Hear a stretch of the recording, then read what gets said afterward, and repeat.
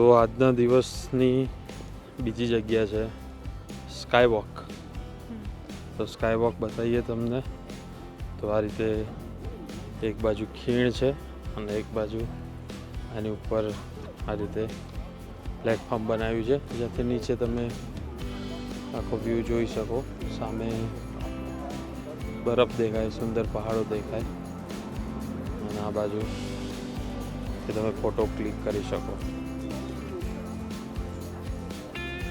તો અહીંયા ભીડ બહુ વધારે છે, જોઈએ આપણે છે.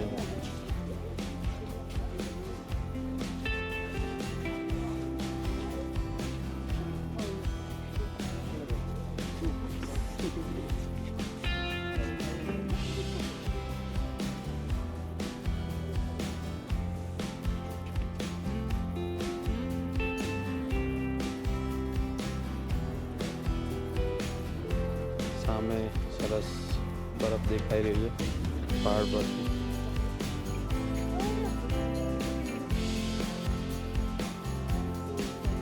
જઈએ ધીમે ધીમે આગળ.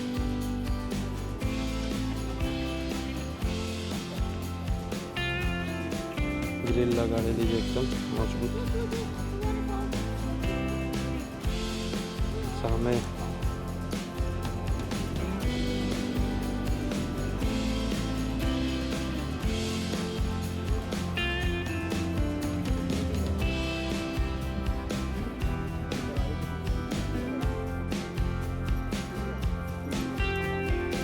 ઉપર જે પેલો પહાડ દેખાય છે એના ઉપર બરફની એટલું મોટું લેયર થઈ ગયું છે, એટલું મોટું સ્તર જામી ગયું છે.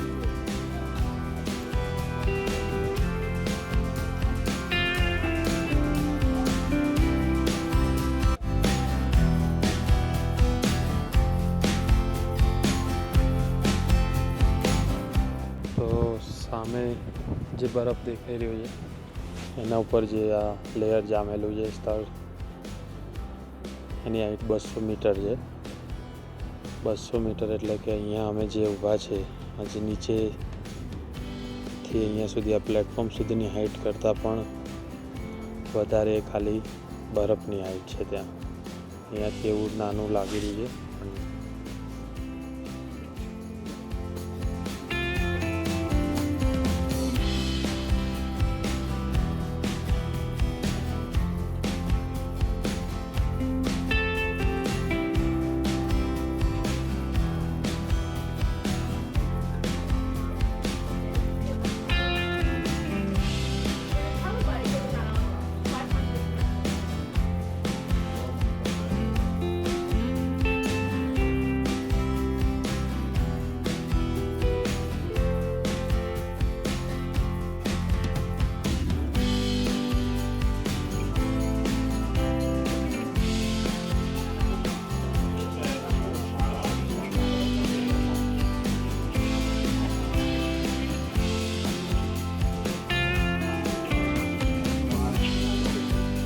આ બધા ફોસિલ છે જે વર્ષો પછી જીવડા જે હતા એ આવા થઈ ગયા છે.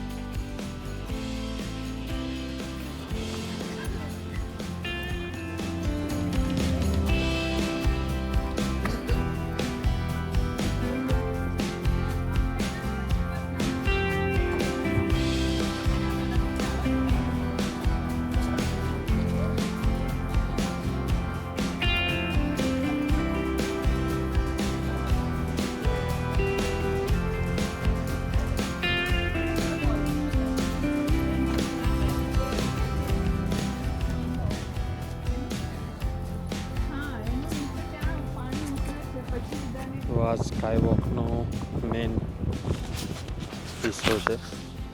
આ પ્લેટફોર્મ છે જ્યાંથી નીચે સુધી જોઈ શકાય.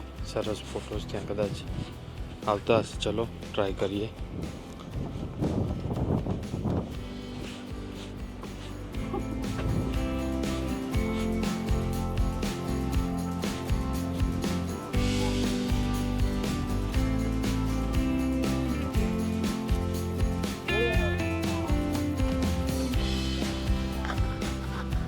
કોલંબિયા આઈસફિલ્ડ સ્કાય વોક છે અને 2012માં કન્સ્ટ્રક્શન શરૂ થયું હતું. 2014માં પૂરું થયું હતું. 20 અલગ અલગ કંપનીઓ કન્સ્ટ્રક્શનમાં ઇન્વોલ્વ હતી અને આ જે થિકનેસ છે કાચની, આટલો જાડો કાચ છે. એ સિવાય બીજી અલગ અલગ માહિતી છે.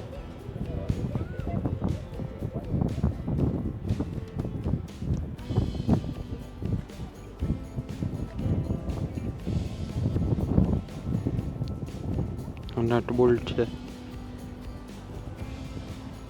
આ જે સ્કાય વોક છે એની મજબૂતી વિશે એ લોકો એવું કહે છે કે એમના જે આપણે જેમાં બેઠા હતા એક્સપ્લોરર, એમની જે પેલી ગાડીઓ હતી મજબૂત, એવી 21 ગાડીઓ એની ઉપર ઊભી રહી શકે તો પણ કંઈ ના થાય એવું એમનું માનવું છે. અહીંયા હાઇડ્રોલોજી, બીજી બધી ઘણી બધી માહિતી છે. તો ગ્લેશિયરને લઈને, ક્લાઇમેટ ચેન્જને લઈને ગ્લેશિયર પર શું અસર થઈ છે. આ 1970નો ફોટો છે અત્યારે જે ગ્લેશિયર જોયું આપણે, અને આ 2011 અને એ પછીનો અત્યારે હાલ 2021નો ફોટો છે. અને કેટલી અસર થઈ છે દર્શાવે છે. જઈએ તો આગળ ધીમે ધીમે.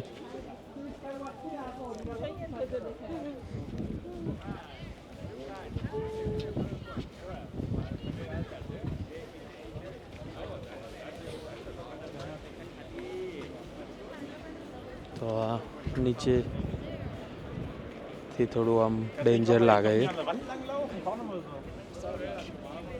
છે. જઈએ નજીક.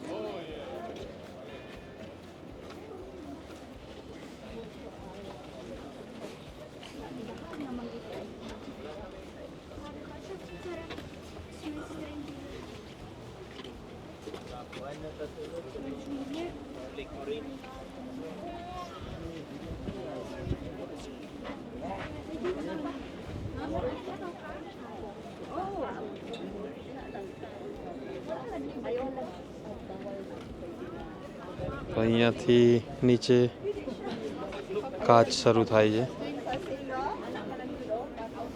તો નીચે જોઈએ તો આમ ડર લાગે.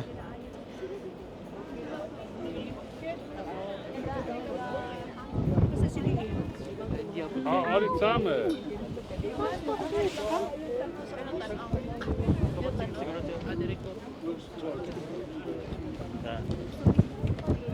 Sorry.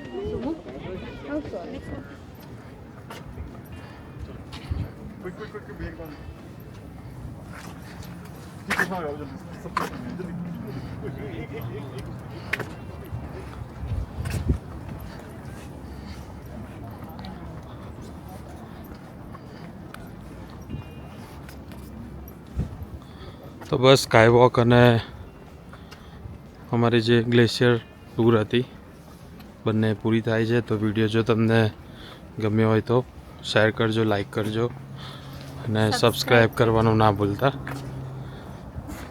જોવે છે બધા વિડીયો પણ સબસ્ક્રાઈબ ચોક્કસથી કરજો તો બીજા વિડીયો પણ તમને તરત તમારી ફીડમાં જોવા મળે. Thank you.